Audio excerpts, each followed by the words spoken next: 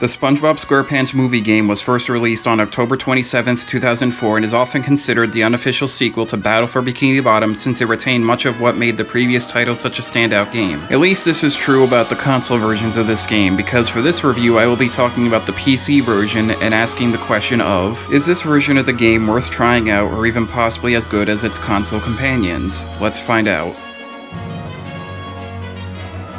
The story follows the same events as in the movie, but does so with taking many liberties. This means that you will follow SpongeBob and Patrick on their journey to retrieve King Neptune's crown from the dreaded Shell City in order to save the town from Plankton's mind-controlled bucket helmets and freeing Mr. Krabs from his icy prison, as well as stopping him from being fried by King Neptune. But along the way, you will come across many things that were not in the movie, but more on that in the chapters section.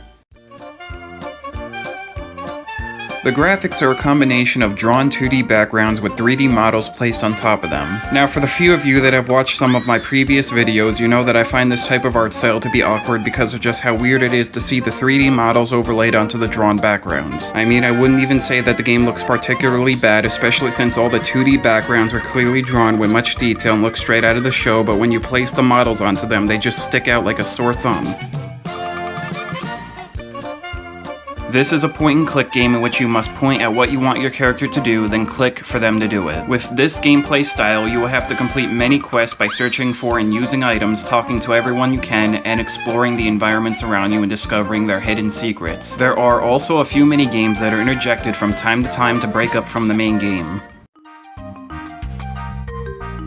The controls for this game are simplistic since it is completely played with the mouse. You use it to click on where you want your character to go to, as well as the objects you want them to pick up, the people you want them to talk to, the things that you want them to look at, and their dialogue options. There isn't much deviation from this outside of the mini-games, as well as at certain points in the main game when you will either be controlling your character via dragging the mouse across the screen or clicking and holding the left mouse button.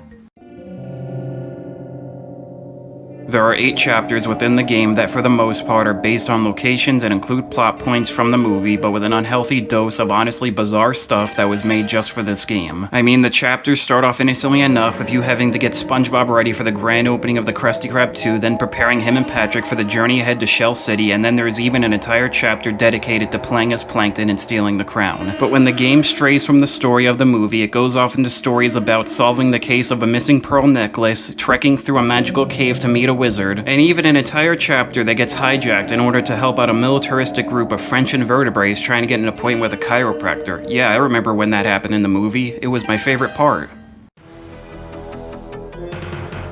This game is easy and there isn't much to say about that fact. You'll be able to complete every quest and minigame that is thrown at you with relative ease, you'll find every item with no hassle, and unlike in some big-name point-and-click games, you can't lock yourself out of beating the game.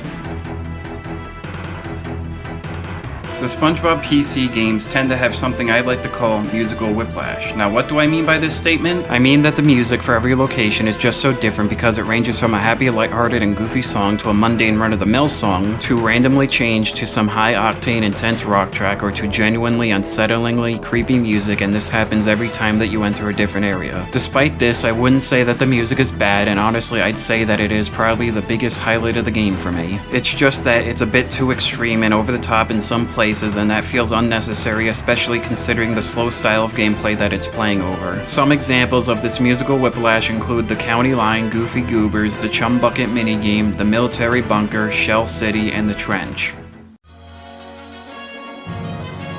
So with all that said, to answer the question of, is this version of the game worth trying out, or even possibly as good as its console companions, the answer is a clear no. Now, despite this answer, I would say that this game is not bad per se, but rather that it's just boring. The gameplay is just so slow and too easy that you can't really get engaged enough to play all the way through. I guess I would say that it's not all negative though. This game is elevated with the charm of having all the actors reprise their respective roles, even if at some points they sound like they're really not giving it their all, and this clearly not trying to be a crappy cash grab, but rather a real attempt at recreating the game for PC audiences. But despite those few positives, I would still not recommend this game.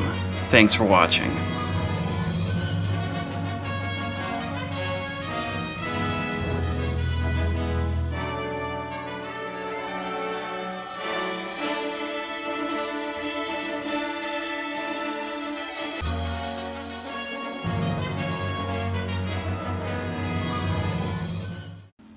Now, for the few of you that have watched some of my previous videos, you know that I find this type of art style.